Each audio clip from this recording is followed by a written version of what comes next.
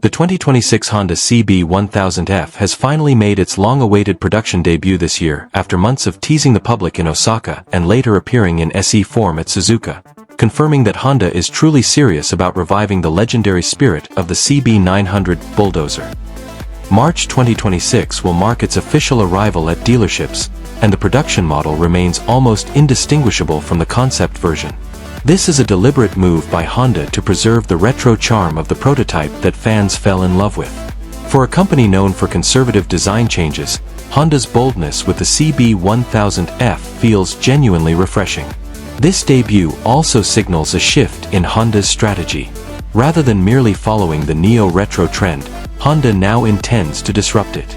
With classic design lines inspired by the 1980s CB750F, complete with a round headlight, dual horns, chrome accents, and Freddie Spencer-style tank graphics, the CB1000F enters the arena armed with a balanced blend of nostalgia and modernity.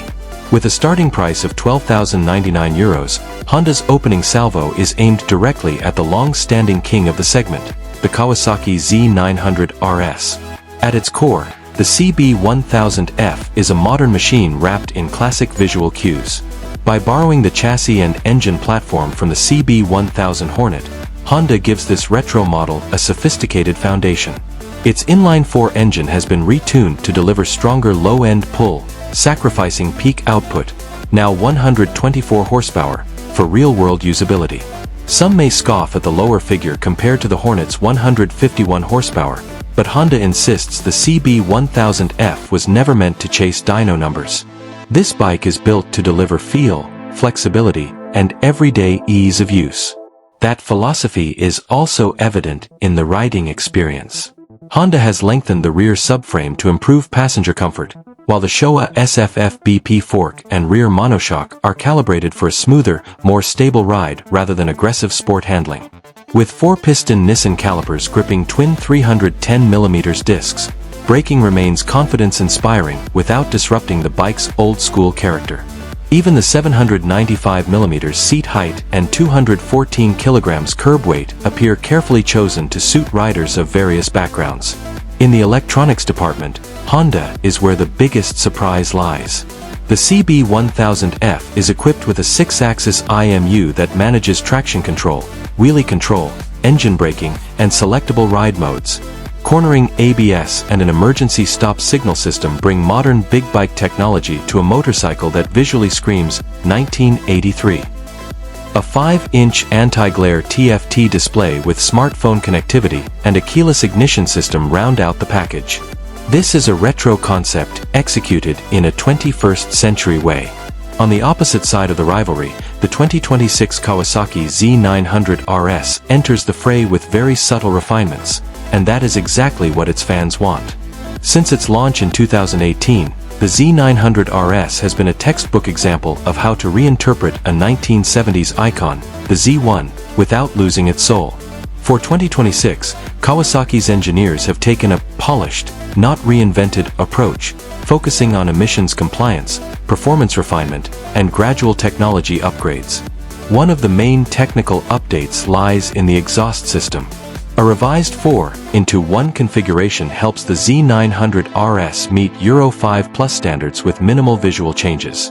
Internally, however, Kawasaki has managed to extract more power, now 116 horsepower at 9,300 revolutions per minute, up by 5 horsepower, while torque remains a solid 98 Nm, albeit delivered at higher engine speeds. This delicate balance between environmental compliance and performance gains remains a challenge for many manufacturers. The power increase is complemented by livelier engine response thanks to a flywheel that is 10% lighter. Shorter final gearing, achieved by adding one tooth to the rear sprocket, sharpens initial acceleration, making the Z900RS feel more eager without sacrificing its trademark smoothness. Cruise control enhances its touring credentials, while a standard quickshifter brings the RS further into the modern riding era. Kawasaki has also upgraded its electronic safety package. Lean angle-sensitive traction control and ABS now meet contemporary rider expectations while preserving the analog aesthetic that defines the model. The dual-dial instrument cluster proudly retains its retro look, and the ignition system remains conventional, a conscious choice to preserve the Z900RS's mechanical, unfiltered character in an era obsessed with proximity keys. Just as Honda proudly fits a center stand to emphasize its functional retro roots, Kawasaki expands its accessory catalog with practical additions such as heated grips, a USB port, and a low seat option. Riders seeking higher performance can opt for the Z900RS SE, which continues to offer premium Öhlins rear suspension, Brembo front brake calipers, and braided brake lines, features not available on the standard CB1000F. Despite the added technology and emissions equipment, Kawasaki keeps weight nearly unchanged at around 216 kilograms, preserving the RS agility and easygoing nature. New color options, candy red, ebony black, and exclusive finishes for the SE, further reinforce the Z900RS's position as an elegant master of nostalgia rather than a flashy reinvention. Then comes the dramatic pricing plot twist. With the standard Z900RS priced at around €13,670 and the SE at €15,170, Kawasaki now faces serious pressure from Honda's aggressive pricing strategy. Even after Honda adjusts the CB1000F's price to €12,329 in some European markets, it remains significantly cheaper, undercutting Kawasaki by more than €1,300. On paper, Honda dominates the value equation. It offers more technology, modern electronics, a TFT display, and comparable performance at a lower price.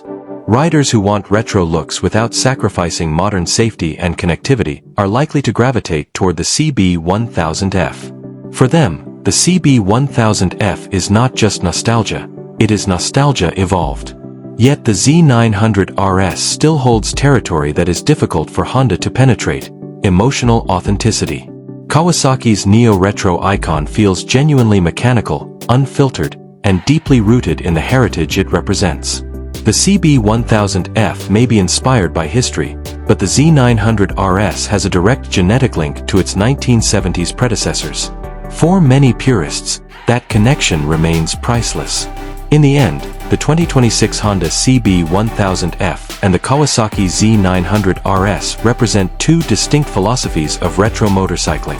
Honda delivers sharp pricing, cutting-edge electronics, and a bold reinterpretation, while Kawasaki offers heritage, refinement, and timeless emotional appeal. The market will decide which formula resonates most strongly. But for the first time since 2018, Kawasaki's Retro King has finally met a challenger worthy of sharing the throne. See you next time. Thank you.